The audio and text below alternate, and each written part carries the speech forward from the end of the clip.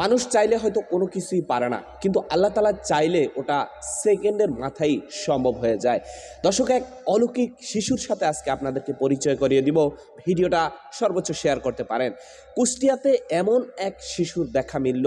আমরা সাধারণত জানি যে একটা শিশু জন্মগ্রহণ করার 7 থেকে 8 মাস পরে দাদা দাদি বা মা বাবাকে আস্তে আস্তে আস্তে আস্তে সে ডাকতে থাকে, কিন্তু এবার এক অলৌকিক শিশুর সাথে দেখা মিলল যে মাত্র 2 থেকে 3 মাসের মধ্যে আল্লাহ তাআলার জিকির করতে শুরু করে দিয়েছে। দর্শক, ঘটনার একটু পিছনে গেলে বোঝা যায় যে এই মহিলাটি গর্ভাবস্থায় থাকাকালীন সময়ে আল্লাহ তাআলার ইবাদত বান্দেগি বেশি বেশি করত এবং আল্লাহ তাআলাকে বেশি স্মরণ করত। এখন সেই সুবাদে কি আল্লাহ তাআলা তার এই সন্তান দান করেছে? একটু ভিডিওর অংশ দেখাই, তাহলে বিষয়টি আরো সুন্দর করে বুঝতে পারবেন।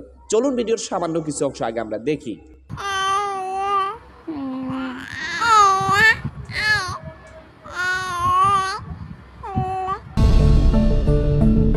অলৌকিক এক শিশুর জন্ম দিলেন কুষ্টিয়ার একজন পরহেজগার মা। জানা যায় শিশুটি মায়ের গর্ভে থাকাকালীন অবস্থায় মা আল্লাহর ইবাদত নিয়ে ব্যস্ত থাকতেন। আমরা সাধারণত দেখি একটি শিশু জন্মের 7-8 মাস পর থেকে বাবা মা দাদা বলে ডাকতে থাকে।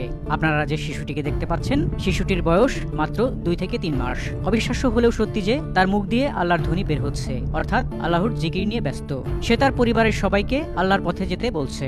সে ইশারায় বলতে চায়, সবাই আল্লাহর পথে চলো।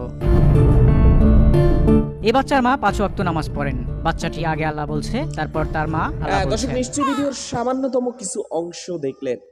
এখন আপনার কাছে বিষয়টি কেমন মনে হয় সেটা অবশ্যই আপনি কমেন্ট বক্সে লিখতে পারেন। তো আজকের ভিডিওটি এখানেই শেষ করতে চাই। দেখা হবে নতুন অন্য কোনো ভিডিওতে। সবাই ভালো থাকবেন।